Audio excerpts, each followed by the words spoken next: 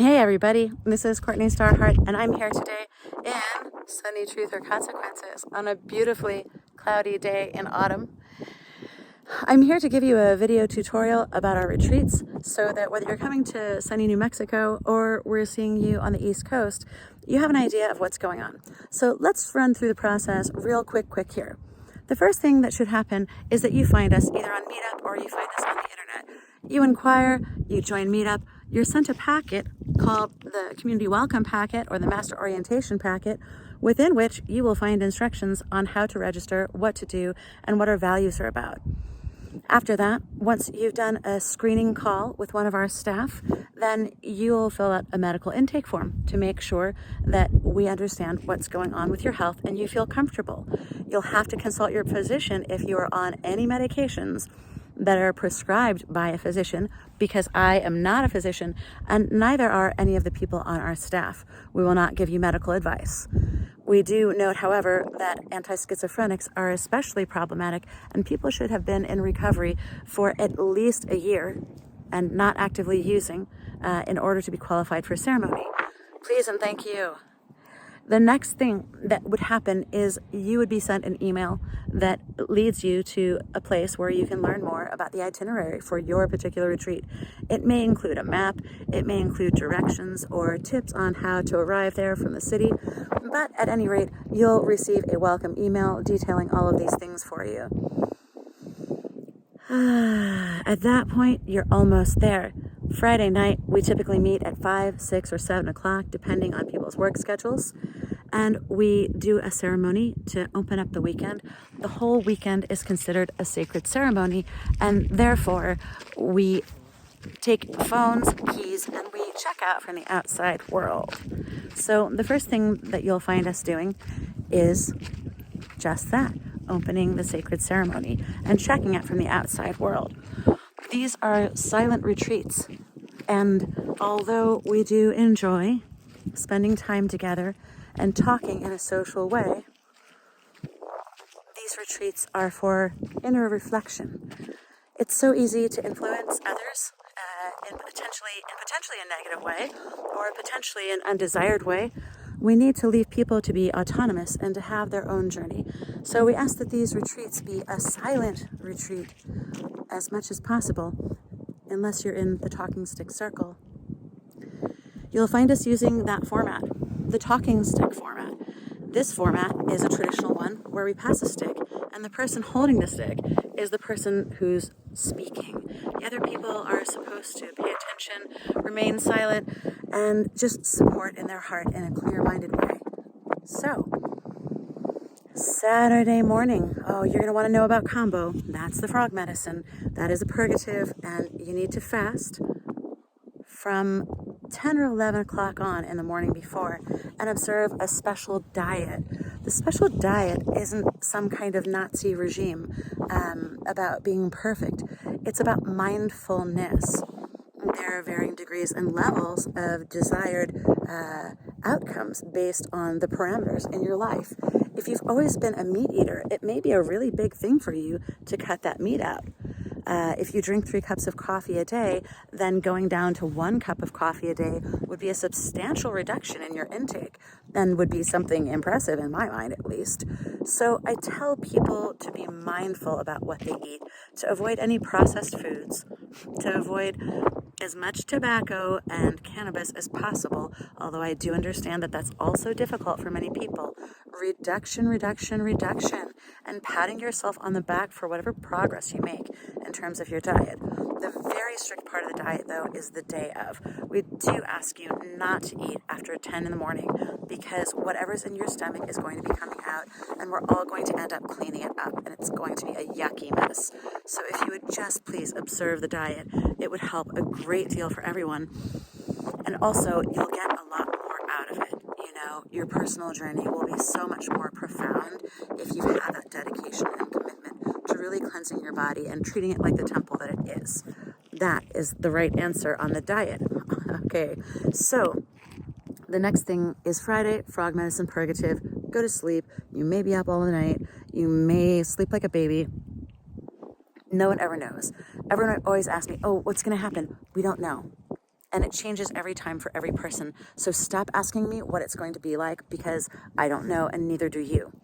In general, what happens is the medicine moves through people's bodies, through their energy channels, moves through their energy channels, and when it hits a blockage, it starts to stir up a little bit of resistance because there's blockage in that area. So where there's energetic blockage, then, like say I have some here, you're gonna feel this like resistance, right? And so you have to breathe through it and allow that to flow through you. It's gonna be the same thing with the plant medicine. The plant medicine is going to stir up things that you maybe haven't thought of in a long time. It's going to stir up feelings. It's going to stir up old trauma that you thought was gone. And this can be so disturbing for a person that they go to blame, anger, projection. And so when you start to feel something painful coming up, it's really important to be able to just sit with it. You can't change the thing that's uncomfortable to you until you sit with it. So on Saturday morning, we teach people these different breathing techniques, and we also go through some yoga. I'm going to encourage you, anyone who's not able to do at least 3 to 4 miles of walking, or be able to do at least one good set of yoga, a sun salutation, which consists of going up and down, plank pose, down dog, up, down again, right? And a couple of other things. You can do modifications, but it's really important for you to do your yoga or some form of physical practice every single day. Not just when you're taking plant medicine, but forever. Really, forever. You should do that forever, because as I'm seeing my friends aging and my close friends aging, some of them, I'm noticing that they don't have the quality of life that I would like to have. And I know there's a process of aging. That's why I hesitated. But it doesn't have to be that bad. We can live a lot better, and we can live a lot longer and better quality of life with the tools that we have at our disposal. But it includes daily practice. You can't just sit on a couch and eat and watch movies and listen to crap on the news and think that you're going to be healthy or happy. It just doesn't work like that. We have to get outside. We have to see the sun shining in our purple hair. We have to look at the sky. We have to understand our place in the universe. And we have to be with other people that we feel safe and that we feel safe and cared for with, if that makes sense. It's just a human need, and that's part of the healing process, and that's not going away.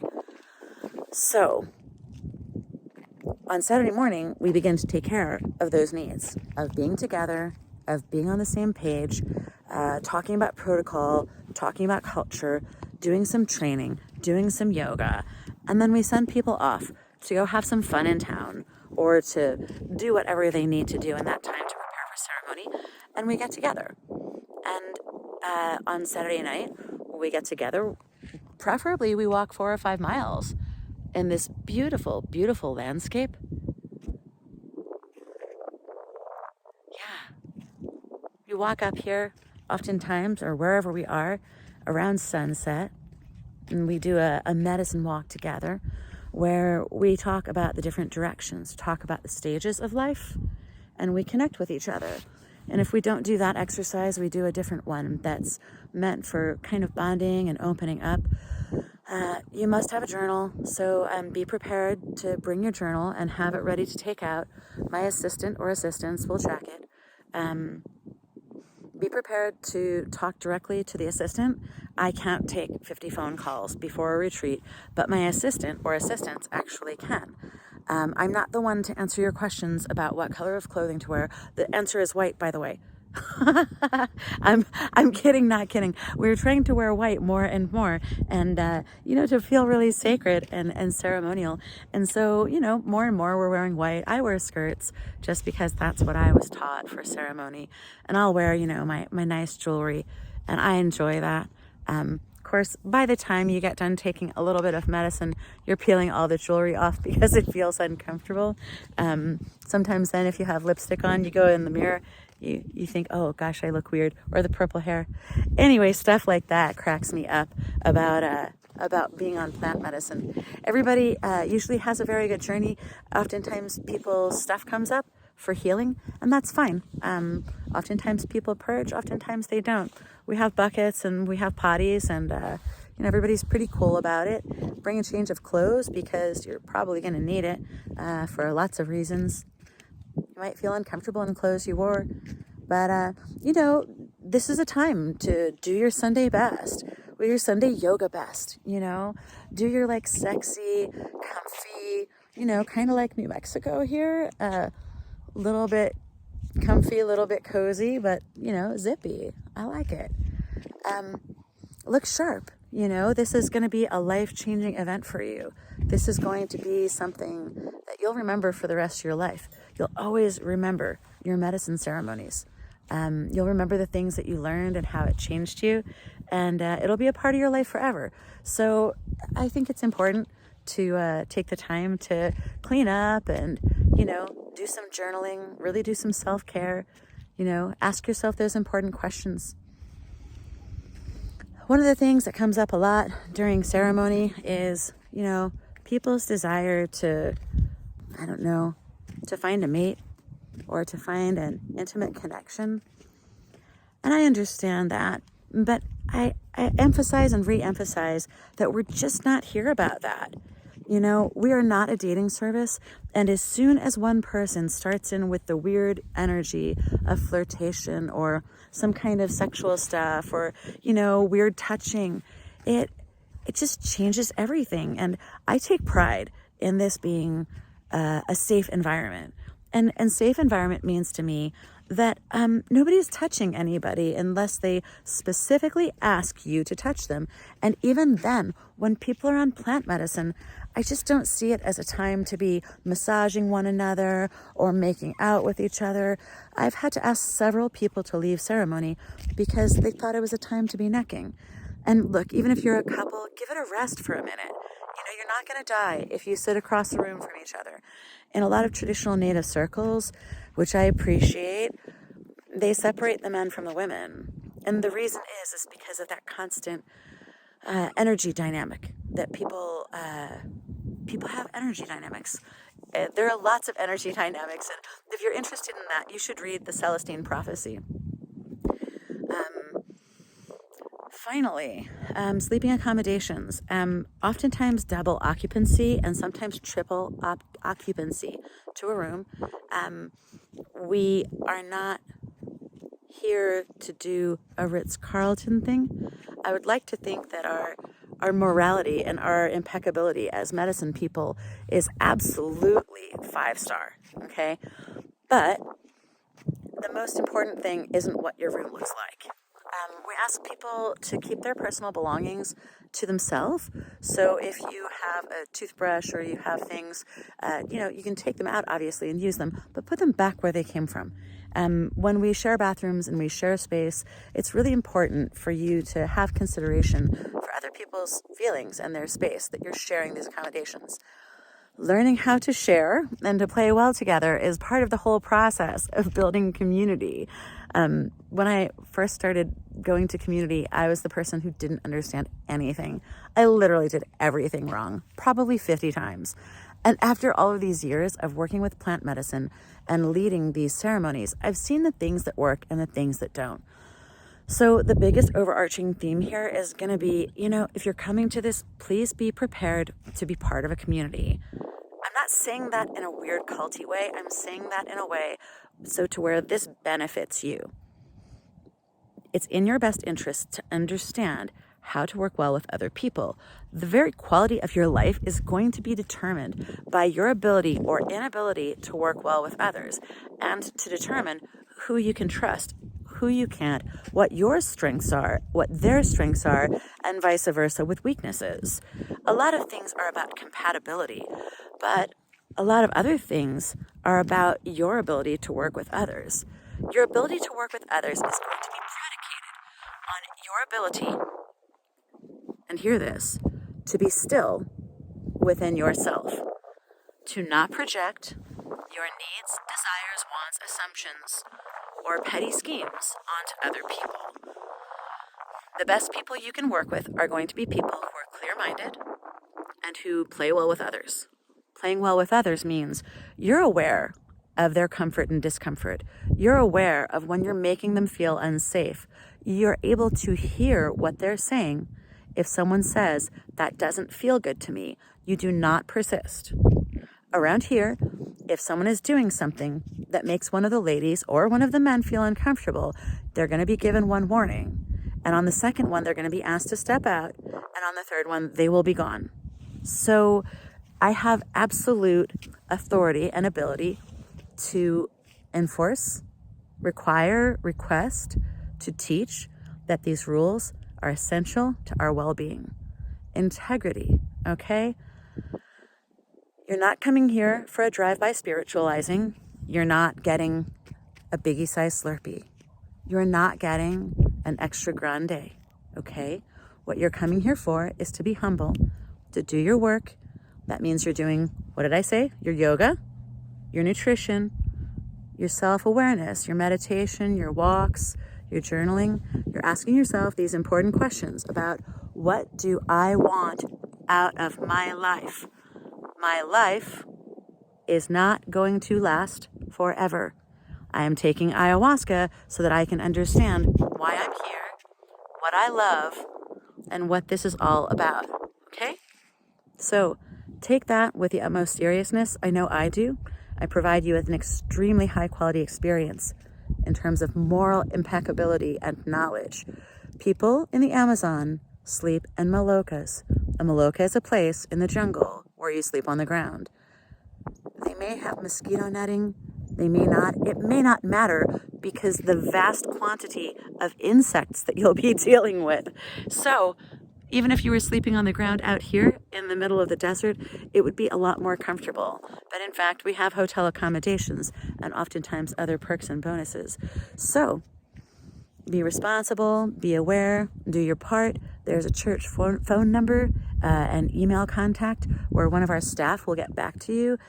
This is not a wham bam. You're not going to sign up for this one day and do it the next.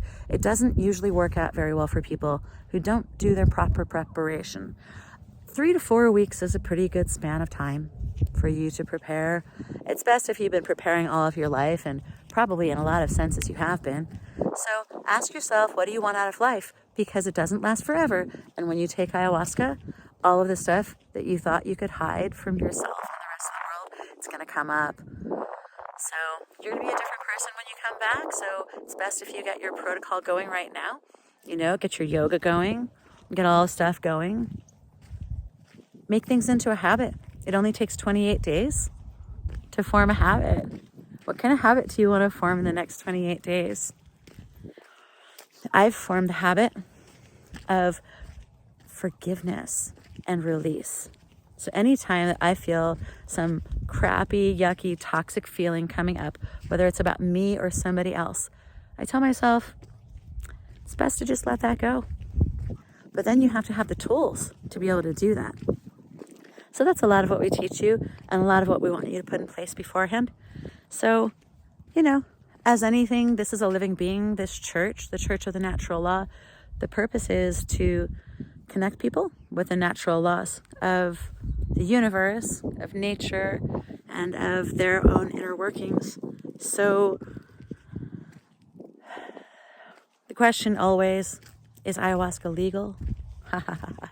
In the United States, if you're using it religiously, the answer is it is legal, but they make it almost impossible for you to legally import it.